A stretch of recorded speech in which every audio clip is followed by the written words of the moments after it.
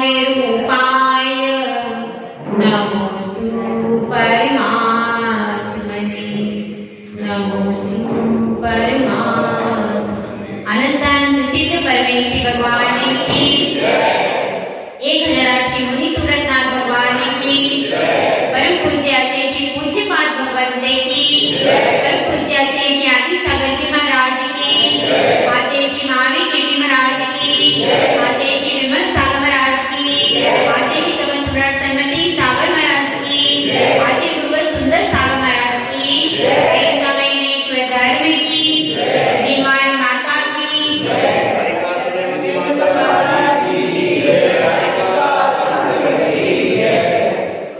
रंगों के सुंदर संयोजन से चित्र सुंदर बनता है। कवि के हृदय में यदि अच्छी कल्पना हो तो काव्य अच्छा बनता है। इसी प्रकार से यदि घड़ा सही विधि से निर्मित होता है तो वह मजबूत भी होता है और उसका पानी भी शीतल और मीठा बन जाता है। हर कार्य में विधि का बहुत महत्व है। एक नववधू जब अपने अंक में गर्भ को धारण करती है, रत्न को धारण करती है, तो उस समय भी उसको बहुत सारी हिदायतें दी जाती हैं कि किस तरह से तुमको इस पुत्र का या कन्या रत्न का संवर्धन करना है। उस समय भी उसको संरक्षण और संवर्धन सही विधि से किया जाता है तो वह बालक ओजस्वी, तेजस्वी, बलवान और धार्मिक बन जाता है। विधि का बहुत महत्व है।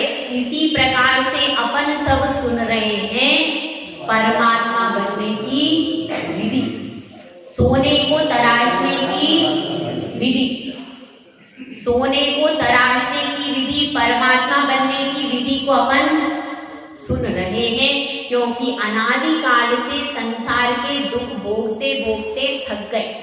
हाँ, सेठी जी थके कि नहीं? तो देखो, कुछ लोग थक गए हैं, कुछ पक गए हैं और कुछ गिरने को आतुर हैं। वो थक गए हो, पक गए हो, मगर गिरने से पहले डाल को पकड़ लो।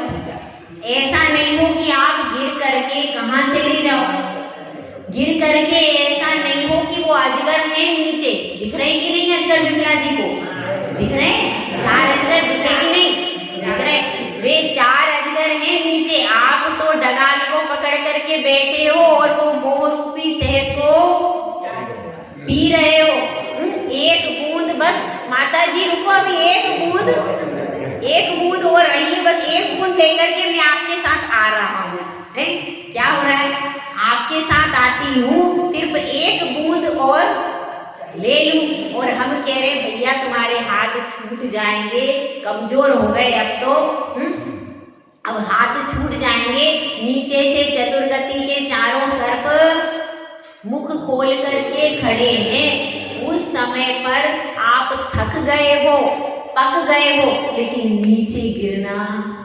नीचे गिरने से पहले विमान आ रहा है, संयम का विमान आ रहा है। उसमें गुरुदेव कह रहे भैया आओ, ये संयम के विमान में बैठ जाओ क्योंकि तुम बहुत थक गए हो। अब बहुत देर हो गई डाली पकड़े हाथों में दर्द हो रहा है कि नहीं भैया? दर्द किस के हो रहा है? दर्द है सबके हाथों में अब दर्द हो रहा है। पकड़े डाली थक गए हैं और बाल भी पक गए, शरीर भी पक गया। अब ये तो पिंड बस गिरने ही वाला है। तो भैया गुरुदेव कह रहे हैं कि आओ भैया, संयम के विमान में बिठा लेते हैं तुमको, तो तुम ये सब दुर्गति से बच जाओगे। अब शहद का मोह छोड़ दो। अब बहुत कम समय बचा है, अब भी तुम शहद का मोह करते रहोगे तो फिर पता नहीं बाद में कोई विमान आएगी नहीं आए। अभी तुम्हारे विमान आया है, अभी गुरुदेव आए हैं, अभी सानिध्य मिल रहा है, अभी जिनवाणी मिल रही है, तो अभी कल्याण करना कि कब करेंगे? आज करे सो काल कर। काल करे सो परसों, और जल्दी जल्दी क्या है प्यारा, जीने हमको बरसों। तो इसलिए अभी क्यों करना,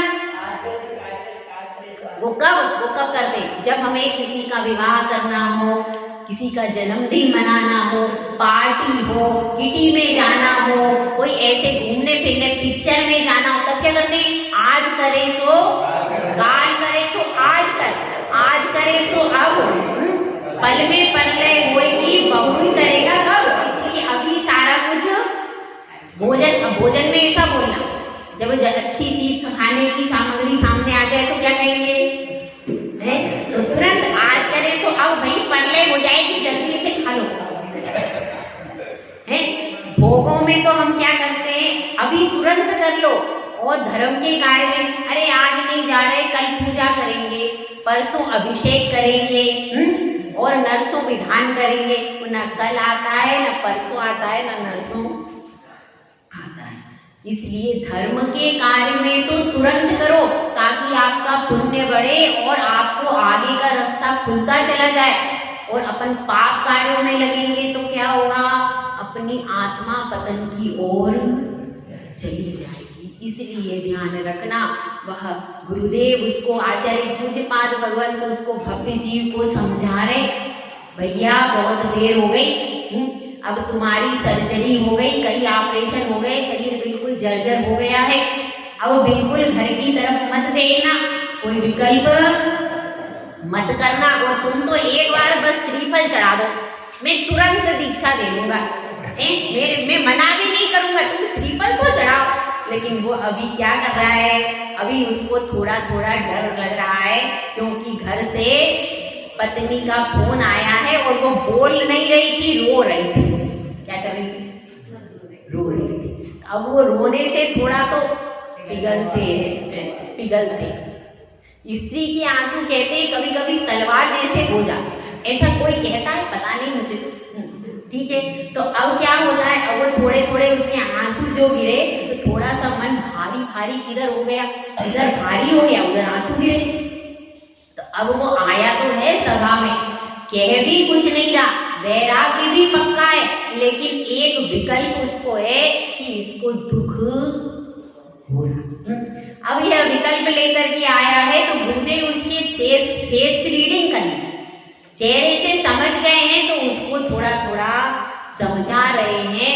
और वह कहता है, बात तो वही करेगा अभी धार्मिक, अपने मन की बात तो नहीं बोलेगा, अपने मन की बात लोग वैसे भी नहीं बोलते, तो वो भी अब यहाँ पर आएगा तो हाथ जोड़ करके गुरुदेव से कहता है कि हे गुरुदेव, ऐसी कौन सी शक्ति है, ऐसी कौन सी बात है कि वह योगी इतना विशेष कर रहा है, वह योगी क्रिया करता है कि नहीं।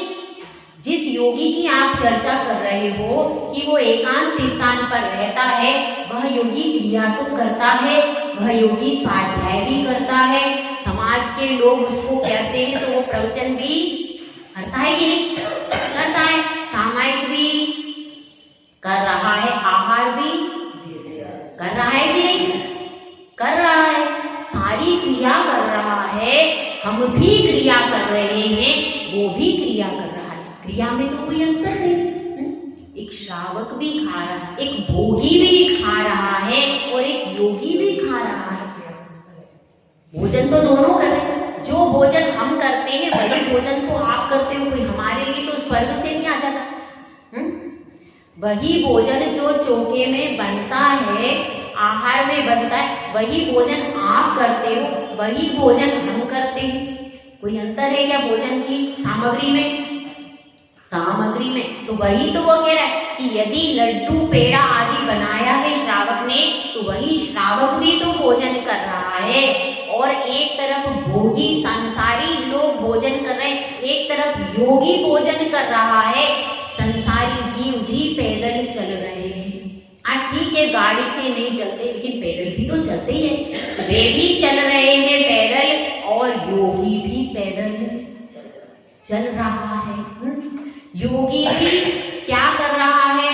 योगी भी बोल रहा है और भोगी भी बोल रहा है। और योगी भी क्या क्रिया कर रहा है? अगर आप लोग भोजन बनाने की क्रिया कर रहे हो, दुकान की क्रिया कर रहे हो, तो ये स्वाध्याय की क्रिया कर रहे हैं, सामायिक की क्रिया कर रहे हैं, जाप कर रहे हैं। ये सब तो करते हैं साधु, जाप करते हैं और भी पाठ करते हैं। ये भी क्रिया तो इधर भी चल रही, क्रिया इधर भी खत्म। छठे गुण स्थान तक तो सारी क्रियाएं, तो योगी की भी तो क्रियाएं चल रही हैं। जो योगी छठे गुण स्थान में हैं, उन सब योगियों की सारी क्रियाएं यहाँ भी चल रही। तो क्रिया तो संसारी जीव गृहस्थ भी कर रहा है, क्रिया तो योगी भी कर रहा है। तो हे गुरुदेव, इन क्रियाओं में अंतर कैसे आ गया? इन क्रियाओं में क्या वह अंतर आ गया जिससे योगी पूज्य हो गया और हम पतित ही रहे? वो तो पूज्य हो गया, पावन हो गया, और हम क्या रह गए? हम पतित रह गए। इसमें कौन सी वह अंतर है जिसके कारण एक ऊपर हो गया और एक नीचे? है कि नहीं अंतर? अंतर कौन मिटाएगा? आप लोग भी ऊपर आ जाओ। क्यों? आप लोग भी ऊपर आ सकते हो कि नहीं? आ तो सकते हो,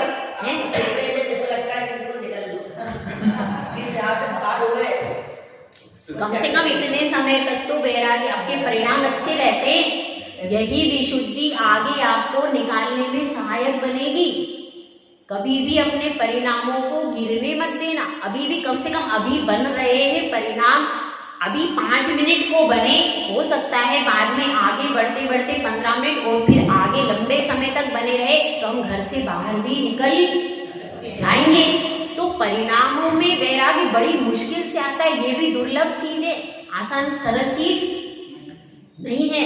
तो इसलिए वैराग्य उत्पन्न होता है और उस भव्य जीव के मन में यह जो प्रश्न आया, तो गुरुदेव उसका उत्तर देते हैं। देखिए गाथा नंबर अपनी है 41 में चल रही।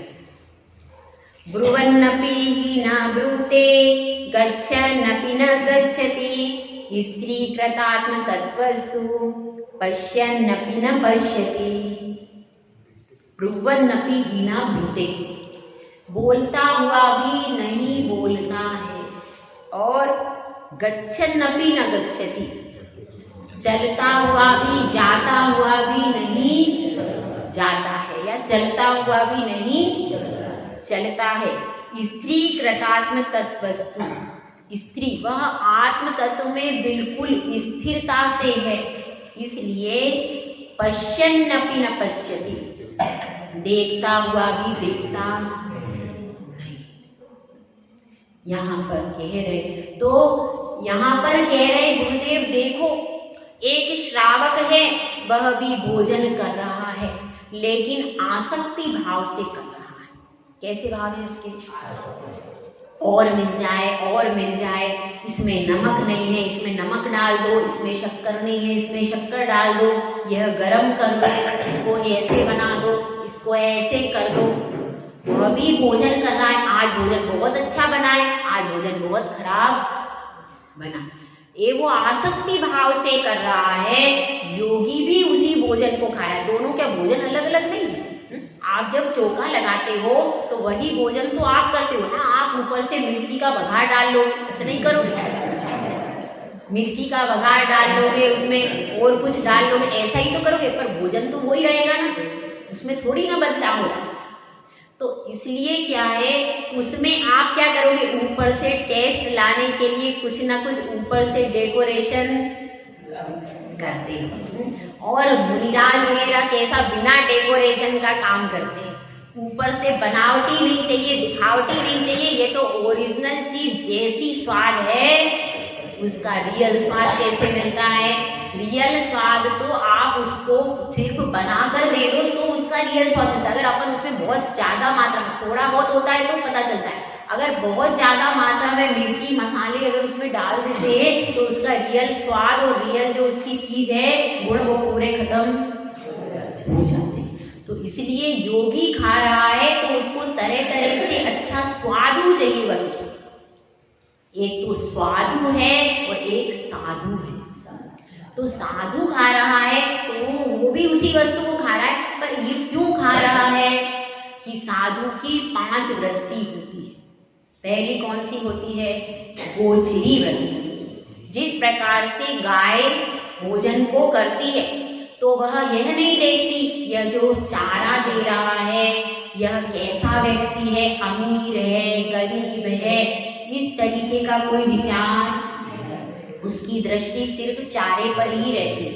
वह ये नहीं देखती कौन डाल रहा है, किसके घर का व्यक्ति है, इस सब की बातों को गाय वह क्या देखती है? चारा कैसा है, उसकी दृष्टि पूरी।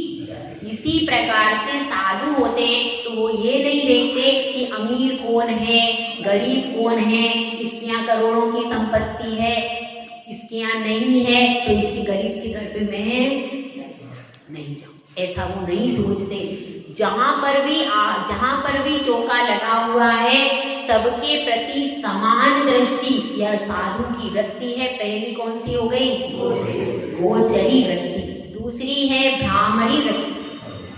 भ्रमर जो है फूल का रस लेता है और रस लेकर के आ जाता है, उसके रस चूसने से फूल का कुछ बिगड़ता नहीं।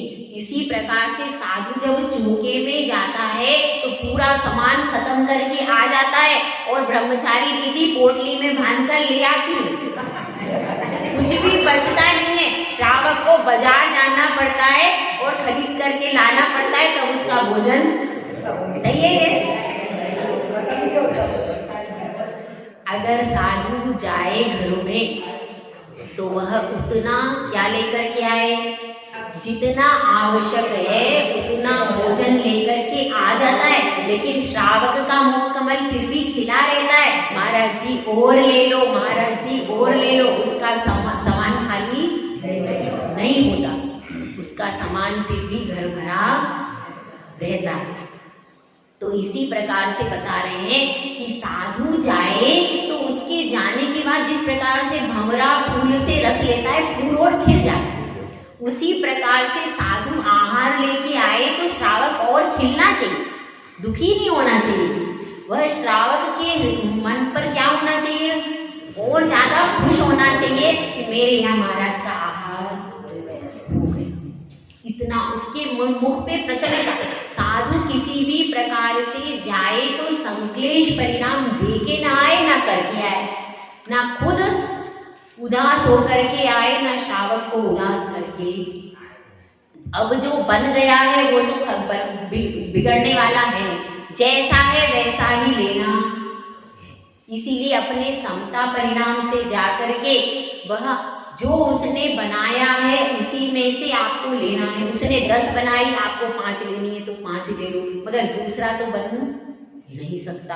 तो जो बन चुका है उसी में से वो अपनी चॉइस कर लेता है कि मुझे मेरे किस हिसाब से चॉइस करता है, मेरे स्वास्थ्य के अनुकूल कौन सा द्रव्य इसमें से किससे मेरी पूरे दिन की साधना, सामायिक स्वाध्याय निर्विकल्प रूप से हो जाएगी, वह भोजन उतना चूज करके उतना लेकर के आ जाता है।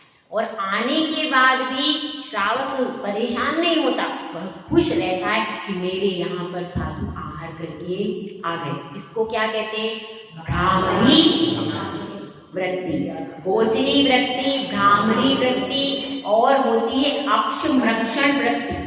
अक्षमरक्षण यानी जिस प्रकार से आपने गाड़ी देखी है, बैलगाड़ी देखी है, उसके पहियों पर क्या लगाते हैं? ग्रीस या कुछ लगाते हैं, ओघन लगाते हैं। और वह ओघन कितना रहता है? ज्यादा नहीं लगा सकता, थोड़ा सा रहता है। उतना ही साधु कभी भी पेट भर के आहार नहीं करते, कम आहार करते। जैसे उस पर ग्रीस थोड़ी सी लगाते हैं, बहुत ज्यादा नहीं लगाते, जिससे कि वो गाड़ी अपनी कैसी हो जाए, बस चल जाए, चलने के लिए लगाते। इसी प्रकार से साधु भी उतना ही आहार करते हैं कि हमारी दिन भर गाड़ी चल जाए, गाड़ी आगे चलती रहे, बस चलाना है गाड़ी को। सिर्फ गाड़ी को चलाने के लिए वह आहार को ग्रहण करते। इसको कहते हैं अक्षमरक्षण वृत्ति। और तीसरी है गर्द पूरण वृत्ति। चौथी, हाँ चौथी हो गई ना। तो चौथी कौन सी है? गर्द पूरण वृत्ति। गर्द पूरण मतलब जिस प्रकार से गड्ढा होता है, तो अब रास्ते में गड्ढा हो गया। अब उस गड्ढे में क्या करना पड़ेगा, उसमें अच्छी अच्छी सामग्री ढूंढ के लाओ, सोना भरो, चांदी भरो। ऐसे कोई करेगा नहीं। अब उस गड्ढे में जो भी मटेरियल बाहर पड़ा हुआ है, धूल है, लकड़ी है, पत्थर है, कुछ भी उस गड्ढे के अंदर डाल दे। कैसे भी यह गड्ढा भरे ताकि किसी का एक्सीडेंट न हो जाए। इसी प्रकार से जब साधु चौके में जाता है तो उसको पेट रूपी गड्ढे को भरना है। अब उसमें यह वस्तुओं को नहीं देखेगा कि भाई ये वस्तु कैसी है, ये वस्तु बहुत अच्छी स्वादिष्ट है तो इसी वस्तु से मैं अपना पूरा पेट भर लूं, ऐसा वो नहीं सोचेगा। वह सोचेगा बस वात, पित्त और कफ 3 चीजें उत्पन्न नहीं हो, ऐसी वस्तु से मैं अपना आहार पूरा कर, बस इतना ही देखेगा। मतलब जैसे अपन गड्ढे को भरने के लिए सोचते नहीं है कि बहुत अच्छी वस्तु से गड्ढे भरेंगे, जो कुछ मिल जाता है उससे गड्ढे को, इसी प्रकार से जो उपलब्ध होता है उससे अपना गड्ढा भर के आ जाते हैं। कौन सी हो गई? चौथी गर्त पूरण। और 5वीं है कौन सी? चांदनी वृत्ति। जिस प्रकार से चंद्रमा की चांदनी सब तरफ समान रूप से पड़ती, राग द्वेष नहीं करती। चांदनी जब पड़ती है धरती पर तो वो नहीं कहती ये तो भाग कैसा, ये तो हरा भरा है, ये बंजर है, तो हरे भरे भाग में तो मैं क्या करूं, ज्यादा चांदनी दे दूं, और कम भाग में क्या कर दूं, कम दे दूं। तो इसी प्रकार से जिस प्रकार से चंद्रमा की चांदनी सबके लिए सौम्य गुण देती, सबके लिए शीतलता समान रूप से प्रदान करती है, उसी प्रकार से साधु भी जब आहार करने जाते हैं तो वो पूरे समता परिणाम से, शांति से आहार करते हैं और सबके प्रति समान भाव रखते हैं। किसी एक के प्रति बहुत ज्यादा, किसी एक के प्रति बहुत कम, ऐसा भाव नहीं रखते हैं। तो ये क्या हो गई? चांदनी। इस प्रकार से 5 प्रकार की वृत्ति होती है। किसकी होती है? ये साधु की वृत्ति है। और श्रावक की क्या रहती है? श्रावक की तो आसक्ति भाव होते हैं। इसके कारण वह खाता है तो कर्मों का बंध होता है, और जो मुनिराज खाते हैं तो उनके कर्मों के बंध के ताले टूटने लगते हैं, उनकी निर्जरा हो रही। भोजन करने के बाद भी उनकी निर्जरा बढ़ती जा रही है, और आपके भोजन करने के बाद आपके कर्मों का बंध, भोजन आपने भी उतना ही किया है लेकिन आपके भाव क्या थे? ये अच्छा नहीं है, इसमें नमक नहीं है, इसमें ये है, ये अच्छा मिल जाता। आपकी दृष्टि किस पर है? भोजन के ऊपर। और मुनिराज जो आहार करते हैं वे अपने षट आवश्यक पालन करने के लिए और शरीर को चलाने के लिए करते हैं मात्र। उनकी उद्देश्य क्या है कि मोक्ष मार्ग का साधक ये शरीर है तो इसकी बस मुझे पूर्ति करनी है। तो उनका उद्देश्य अलग रहता है और आपका उद्देश्य अलग रहता है। इसलिए भावों के उद्देश्य के अलग रहने से आपके कर्मों का बंध ज्यादा होता है और उनके कर्मों की निर्जरा हो जाती है। और बोलते हुए वे भले ही बोल रहे हैं लेकिन बोलने में भी साधु बोलता किससे है? बोलता है, मूलाचार में आया है साधु के लिए केवल संग में वार्तालाप करो, मिथ्या दृष्टि जीवों से कोई वार्तालाप नहीं करो, ऐसा निर्देश है। क्योंकि मिथ्या दृष्टि जीवों से किसी साधु ने बात की, मान लो उसने विवाद कर लिया तो, उपसर्ग कर लिया तो, इसीलिए क्या बताया है? मिथ्या दृष्टि जीवों से वाद विवाद नहीं करना, उनसे वार्तालाप ही नहीं करना। केवल किससे वार्तालाप करना है? सर्वप्रथम तो अपने संग में अपने अधिगुरु विद्यमान है तो आचार्य परमेष्ठी से करो अथवा संग के साधुओं से करो। और दूसरे क्या करो? दूसरे अपना स्वाध्याय करो अथवा सम्यक दृष्टि जीवों से ही वार्तालाप करने का निर्देश। तो वो बोलते जरूर हैं लेकिन उनके लिए क्या निर्देश है? आपको केवल अपनी क्रियाओं में ही बोलना है, व्यर्थ के लिए बोलना नहीं। इसीलिए और उनकी बोलने में भाषा समिति कंपलसरी है। उनको सत्य महाव्रत है, भाषा समिति है और वचन मुक्ति, तीन उनके चौकीदार बैठे, 3 चौकीदार है। एक तो क्या है, सत्य महाव्रत, सत्य ही बोलना है।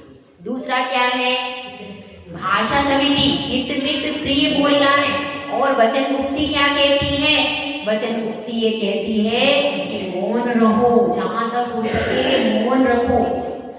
तो तीनों का पालन किसको करना है, साधु तीनों का पालन करता है, इसीलिए वो बोलता हुआ भी नहीं बोलता और बोलने के बाद भी कर्मों की निर्जरा हो रही है। और हमारा तो कोई भी ठिकाना ही नहीं है, कुछ भी किसी को भी बोल सकते हैं। हमारा क्या, कोई शब्दों का कोई विशेष इतना संयोजन थोड़ी है। यहाँ तो तीन हमारे पास तो रखे हुए हैं, उसी में रहना है। मतलब पूरी व्यवस्था आगम की ऐसी है कि साधु के लिए पूरा मैनेजमेंट ऊपर से आकर के आया। अपने तो अनंत परमेश्वरी पूरा मैनेजमेंट देके गए हैं, किसी अलग की कोई बात ही नहीं है। तो और फिर क्या है, चलते हुए भी बताया है, ईलिया समिति से साधु को चलना है। आप तो ऊपर देख रहे हो तो भी चल लोगे, लेकिन यहाँ पर जूते पहनकर चल लोगे, लेकिन यहाँ पर तो 4 हाथ जूता प्रमाण भूमि देख करके और तभी साधु को गमन करना है। इसीलिए और पूरी जीव रक्षा का उसके आगे संकल्प होता है, इसीलिए वो चलता हुआ भी नहीं चल रहा। और फिर क्या है, फिर ये सब क्रिया करते हुए भी स्त्री, उसकी दृष्टि किस पर है, उसकी बहिरंग दृष्टि जरूर है बाहर, लेकिन अंतरंग से दृष्टि किस पर है, केवल अपनी आत्मा में स्थिर कृतात्म तत्वस्तु, वह अपनी आत्म तत्व में ही स्थिर रूप से लिखा गया है। और फिर भरे बहिरंग से देख रहा है, सुन रहा है, लेकिन उसके बाद भी चूंकि दृष्टि अंतरंग पर है और बाहर के लिए पूरे 28 मूल गुणों में उसको सारी समिति देखनी है, महारत देखना है, तो उसके पालन करने में लगा हुआ है, तो उसकी दृष्टि संसार के विषय भोगों और कषायों में तो जा ही नहीं रही। इसलिए वह भी क्रिया कर रहा है पर उसकी निर्जरा हो रही है और बाकी लोगों का भोगी के बंध हो रहा है। तो अब यहाँ पर वह प्रश्न करता है कि हे गुरुदेव, यह तो सब आपने बता दिया कि यह जीव जो है वह देखता हुआ नहीं देखता है। आपने कहा है, क्या कहा है, बोलत भी ना बोलत योगी और देखत भी ना देखत योगी, चलता हुआ न चलता भाई, परम तत्व में स्थिर ठाई। ये आपने बता दिया, लेकिन गुरुदेव यह तो बताइए, जब वह देखता है, सारी वस्तुओं को देखता है, तो क्या उसको विकल्प उत्पन्न नहीं होते? क्योंकि देखने के बाद तो अभी उसके राग द्वेष का अंत नहीं हुआ। अंत हुआ क्या फिर? अभी तो उसके राग द्वेष का अंत नहीं हुआ है।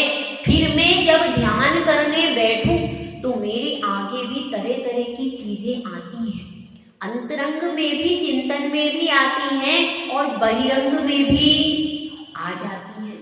तो जो अंतरंग और बहिरंग में ये चीजें सामने दिखती हैं, पूर्व की स्मृति तो है, क्योंकि अभी उसने सिर्फ ताजा ताजा व्यक्ति आया है, ताजा ताजा दीक्षार्थी है वो, ताजा ताजा वैराग्य उसको हुआ है, तो पुरानी चीजें एकदम तो पलटती नहीं है। तो इसलिए वह कह रहा है, यह जो विकल्प आते हैं, तो हे गुरुदेव एक बार मुझे बता दो, वो जो जंगल में रहते हैं वे योगी क्या करते हैं, किस तरह से इन विकल्पों पर विजय प्राप्त करते हैं। तो गुरुदेव अब एक श्लोक के माध्यम से उसको समझाते हैं।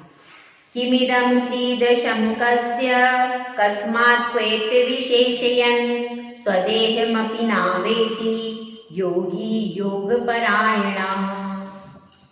वह योगी योग परायण है, यानी मन वचन काय की क्रिया को बिल्कुल उसने स्थिर कर लिया और स्थिर करके वह अपने मन में विचार कर रहा है।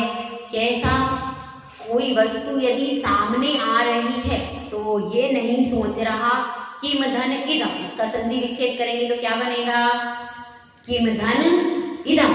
तो किमिदम यानी यह क्या है, और कीदृशम कैसा है, कस्मात किस लिए है और क्वेक्त विशेषण इन सब विशेषताओं का चिंतन नहीं करता यदि कोई महिला नई नई यहाँ पर आई। आवर्षा, ठीक है, कोई महिला यहाँ पर नई नई आई है और एकदम से वो मंदिर में आ गई, तो अब उसकी साड़ी एकदम मतलब बहुत अच्छी है, दिखने में भी महिला बहुत सुंदर है, सुंदर महिला है, युवा महिला है और उसकी साड़ी भी बहुत मतलब एकदम बढ़िया है, देखने में भी बहुत सुंदर है और होठों पे भी एकदम मुस्कान। अब महिला आ करके बड़े भक्ति भाव से, बहुत अहोभाव से एकदम भक्ति कर रही भगवान की। अब यहाँ पर सब महिलाएं बैठी हुई, ठीक है, अब सब महिलाएं उसको देखेंगी कि नहीं? देखेंगी नहीं? तो इसी तरह से यदि आप देख रहे, अब कहाँ से आई है ये कहाँ से आई, अभी तक तो दिखी नहीं, इधर से आई, बड़वा से आई है, सिद्धवरपुर से आ गई, कहाँ से आ गई है, अभी तक तो कितनी भक्ति से कर रही, कितनी भक्ति है क्या इसके मन में? तो अब किसकी बहू है, किसकी बहू है, कहाँ से आई? सारे विकल्प भाई माता जी के पास तो नहीं आई दर्शन करने को, ऐसे सब विकल्प उत्पन्न हुए कि नहीं वे।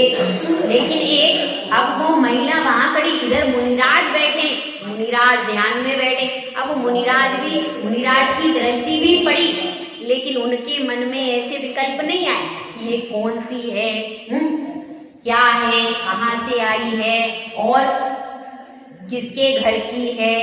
इन सब चीजों से मुनिराज को कोई प्रयोजन नहीं, जैसे आप लोग बैठे हो वैसे वो खड़ी हुई है, उनको कोई उससे प्रयोजन कि कहाँ से आई है, क्यों आई है, किसकी बहू है, किसके घर से आई है, इन सब चीजों का उनसे कोई प्रयोजन। यहाँ पर यही बता रहे कि योगी योग परायणा वे अपने मन वचन काय को स्थिर करके बैठे हैं। अब वहां पर चाहे सुंदर स्त्री आए, चाहे कुरूप स्त्री आए, चाहे अच्छे बढ़िया कपड़े पहन करके आए, चाहे सफेद साड़ी पहन,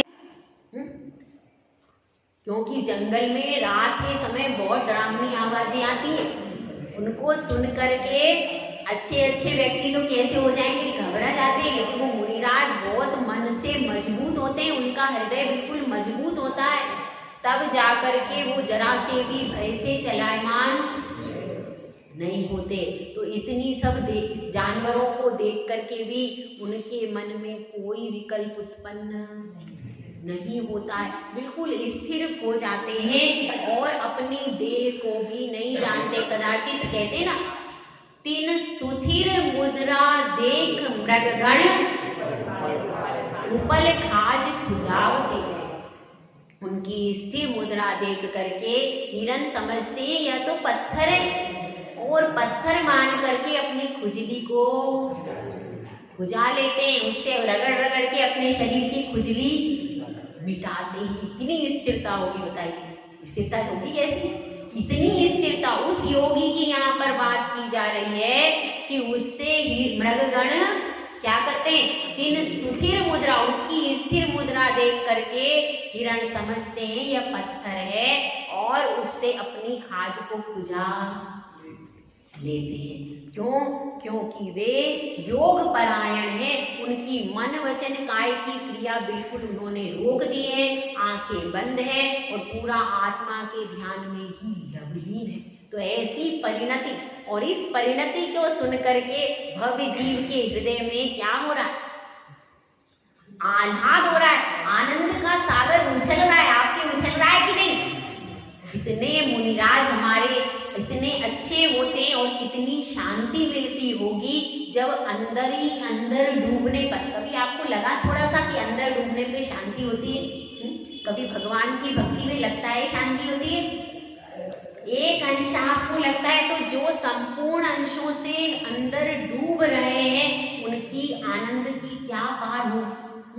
जब अपने को अपनी ही अंदर सब कुछ मिल रहा है तो बाहर क्यों देखें। ऐसा एक भजन है, मन मस्त हुआ तब क्यों बोले, तेरा साहिब है घट माही, बाहर नैना क्यों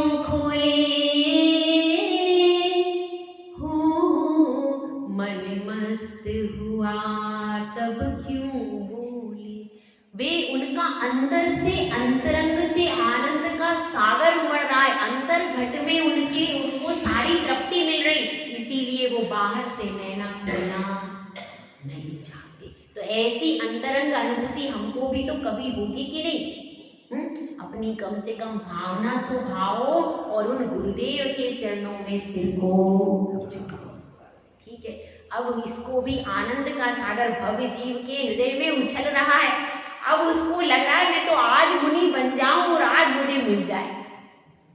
जिसको वैराग्य हो जाता है ना, उसको ऐसा ही लगता है कि मैं अभी आगे बढ़ जाऊं, अभी मैं मुनि बन जाऊं। तो ऐसे उसके मन में क्या हो रहा है, ऐसे भावना हो रही है और वह गुरुदेव से पूछता है कि हे गुरुदेव, संसारी जीव रहता है संसार में और संसार में नाना प्रकार के विकल्प हैं और योगी रहते हैं जंगल में। तो संसार में रहते रहते बहुत प्रकार के विकल्प होते हैं और जंगल में रहते भी तो विकल्प हो सकते हैं, नाना प्रकार के पशु पक्षी हैं, ठंड है, गर्मी है, बरसात है, ये सब विकल्प तो है।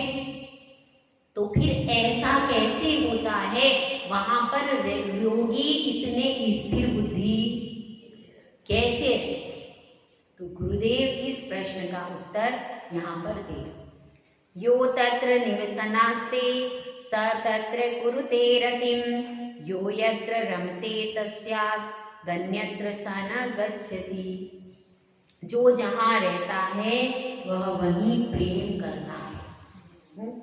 अगर आप लंबे समय तक किसी भी स्थान पर रह जाओ तो आपको वहां से प्रेम हो जाता है। ये हमने स्वयं अनुभव किया। एक दो दिन जाते हैं ना कोई नई जगह पर तो हमको भी थोड़ा सा अटपटा लगता है, फिर धीरे धीरे जब रहने लगते हैं ना तो मन वहीं पे थोड़ा तो लग होता है। चतुर्मास में भी होता है। चतुर्मास में हमें लगता है कि भगवान कहाँ मिलेंगे, भगवान के पास बैठे रहते थे और उन चतुर्मास में तो उन भगवान से थोड़ी प्रीति हो ही जाती है। तो अब भगवान का मंदिर छोड़ते हैं तो कम से कम 1 साल तक तो वो मंदिर ही दिखता रहता है आपको, क्या क्यों भगवान छोड़ा है, वो भगवान छोड़ा है। तो ऐसा थोड़ा थोड़ा चतुर्मास में हो जाता है जगह से प्रेम, क्योंकि हमको किससे होना है, हमको तो भगवान सबसे प्रिय, तो मंदिर से प्रेम हो जाता है, मंदिर के भगवान में बैठने से हो जाता है। तो उन सब चीजों से क्या हो जाता है, राग हो जाता है। तो इसी प्रकार से कहते हैं जो जहाँ पर रहता है वो वहां पर प्रेम करता है। अब अगर आपन भी जंगल में रहने लग जाए तो धीरे धीरे जंगल का अभ्यास हो जाए। जहाँ रहोगे, जैसे वातावरण में रहते हैं वैसे वातावरण का शरीर अभ्यस्त हो जाता है। अब शिमला में भी लोग रहते हैं कि नहीं रहते, अमेरिका में भी पूरे टाइम जहाँ पर बर्फ गिरती है वहां भी लोग रहते हैं। और अपन को कहोगे तो अपन कैसे करेंगे, नहीं हम नहीं रह सकते, इतनी ठंडी में कैसे रहेंगे। लेकिन वो लोग वहां पर रहते रहते उनका शरीर वैसा ही अभ्यस्त हो जाता है। तो इसी संबंध में एक छोटी सी कथा आती है कि एक जो जहां पर रहता है उस गति से छूटना। तो उसमें एक कथा आती है, एक राजा था है। अब वह राजा मुनिराज के पास में गया और मुनिराज से पूछता है कि मेरी मृत्यु कैसे होगी। तो वह कहते हैं और कब होगी। तो उन्होंने कहा मुनिराज ने 7 दिन के अंदर तुम्हारी मृत्यु होगी। तो गुरुदेव मैं मर करके क्या बनूंगा। तो तुम अपने विष्टागार में कीड़ा बनो, बता दिया। अब उसको बता दिया। अब उसको बहुत दुख हुआ, मैं तो इतना अच्छा राजा हूँ, इतना बढ़िया हूँ और मैं कीड़ा बनूंगा। तो ऐसे उसको सुन करके बहुत वेदना हुई और वह क्या करता है, अपने बच्चे से कहता है, अपने बेटे को बुलाता है राजकुमार को, देखो आज से 7 दिन के बाद मेरी मृत्यु हो जाएगी और जैसे ही मैं वो कीड़ा बन जाऊं तैसे ही तुम तलवार से मुझे मार देना। तो अब उसने कहा ठीक है। अब वैसा ही होता है, मुनिराज के वचन तो झूठे होते नहीं है। वो अवधिज्ञानी मुनिराज ने जो कहा था वो ही हो गया। 7वें दिन क्या हो गया, उसका मरण होकर के वह क्या बन गया, कीड़ा बन गया। अब वह बेटा आया और बेटा आकर के उसको मारने का प्रयास राजकुमार बहुत करता है, लेकिन वो कीड़ा कभी इधर घुस जाता है, कभी उधर घुस जाता है और वो उसको मार ही नहीं पाता। तो अब वह कहता है कि देखो जिस त्रियंच गति, हालांकि वो निंद गति है, निंद गति है कि नहीं, निंद गति है। अब वहां पर विष्टागार में कोई सुअर भी होगा तो आप उसको कहो मारोगे तो क्या वो मरना चाहेगा? नहीं। जबकि सुअर का काम कैसा है? अच्छा है क्या? कोई भी जीव किसी भी गति में मरना क्या चाहता है? जीना ही चाहता है। उसको वह जगह ही अच्छी लगती है। अब इस संबंध में और कथा की, आज मुझे कहानियां ज्यादा याद है। अब एक कथा और आती है। वह कथा कैसी है कि एक कुत्ता नाली में पड़ा हुआ था। नाली में कू कू कर रहा था। अब एक राहगीर वहां से गुजरा, उसने कहा भाई ये कुत्ता बहुत देर से नाली में कू कू कर रहा है, ठंडी भी पड़ रही है, अपन इसको निकाल लेते हैं। तो उसने क्या किया, उस कुत्ते को निकाल लिया और निकाल करके बहुत अच्छी जगह पर उसको रख दिया। अच्छी जगह पर उसका छोटा सा क्या बना दिया, छोटा सा उसका कुछ बना दिया और उसमें उस कुत्ते को रख दिया। लेकिन क्या हुआ, थोड़ी देर के बाद फिर वो रात को आया देखने कि भाई अब वो तो कुत्ता सेफ है, मैंने उसको बढ़िया स्थान दे दिया था, उसमें अच्छे बोरे वोरे भी बिछा दिए। कुछ लोग कुत्तों को भी कुछ पहना देते, तो इस तरह से क्या होता कि उसने कुत्ते को भी कुछ अच्छे से बना दिया। अब तो वो कुत्ता बढ़िया रह रहा होगा उसमें, तो शाम को देखने के लिए आ गया। और देखने के लिए आ गया तो देखता क्या है, वो तो उसी नाली में पड़ा कुछ। अब ये देखो ये स्थिति है। इसी प्रकार से एक और कथा आती है कि एक नारद जी ने कहा है, उन्होंने कुत्ते से कहा कि भैया तुम नाली में बहुत परेशान रहते हो, तो मैं तुम्हें स्वर्ग में ले चलता हूँ। मैं तुम्हें कहाँ ले चलता हूँ भैया? स्वर्ग में ले चलता हूँ, वहाँ स्वर्ग में अच्छे से रहना। ठीक है, स्वर्ग में जाएंगे। क्या है वहाँ पर स्वर्ग में? ना बहुत अच्छा है, वहाँ तो बहुत बढ़िया बढ़िया है, बहुत अच्छा है, सब कुछ अच्छा है। नहीं, अच्छा वहाँ पे नाली के है क्या? है नाली है क्या स्वर्ग में? भैया वहाँ नाली तो नहीं ना, मैं जाके क्या करूँगा फिर नाली में? जब वहाँ पर नाली नहीं है तो मैं किस में रहूंगा? इसलिए मैं स्वर्ग जाना कैंसिल। तो ऐसी स्थिति किसकी है? ये आप खुद ही बोल रहे, मैं कुछ नहीं बोल रही, मैं तो कुछ भी नहीं बोल रही। कि आप लोग बोल रहे हो संसार रूपी नाली में से अपने को निकलना है कि नहीं, इसका निर्णय किसको करना है? अपने को, सबको करना है। तो यहाँ पर यही कर, जो जहाँ पर रहता है वह वहाँ पर ही प्रेम करता है, उस जगह से बाहर निकलना नहीं चाहता। तो इसी तरह से वो रहते हैं आत्मा के भीतर। यहाँ पर योगियों की चर्चा चल रही है। योगी कहाँ रहते हैं? आत्मा के भीतर रहते हैं। तो वे वहीं पर आत्मा के भीतर ही रति करते हैं और वो वहीं पर रमण करते हैं, वहीं पर अपना पूरा आनंद ले रहे हैं। तस्मात् अन्यत्र सा न गच्छति, और वे बाहर को नहीं जाते।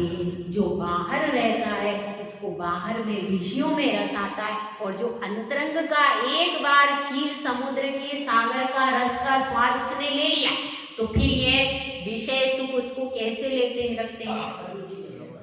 नीरस लगते हैं, इनमें कोई रस उसको नहीं आता। क्योंकि अपनी वस्तु में जो आनंद आता है, दूसरे की वस्तु 2 दिन 4 दिन, और अपनी वस्तु जो हमेशा है रहने वाली, एक बार उसका स्वाद आ जाए, एक बार उसका आनंद रस आ जाए, तो फिर बाहर की वस्तु कैसी लगती है? नीरस लगती है। तो मुनिराज को अपने आत्म ध्यान में इतना स्वाद आ गया, इतना अमृत का स्वाद आ गया कि बाहर की चीजें अब उसके आगे कुछ भी लगती। अपने अंदर ही सारा आनंद का सागर भरा है, और हम क्या कर रहे हैं? बाहर ढूंढ रहे। मुझे सुन सुन आवे हासी, पानी में नींद प्यासी। हम ऐसी मछलियां हैं जो पानी में रहते हुए भी प्यासी बाहर ढूंढ रही है कि बाहर हमारे प्यास बुझ जाएगी, जबकि पानी तो अंदर है, बाहर तो विष। बाहर क्या है? विष है, और हम विषों में विष को पीती हैं और फिर मरण करती हैं। इसी प्रकार से अनादिकाल से चल रहा।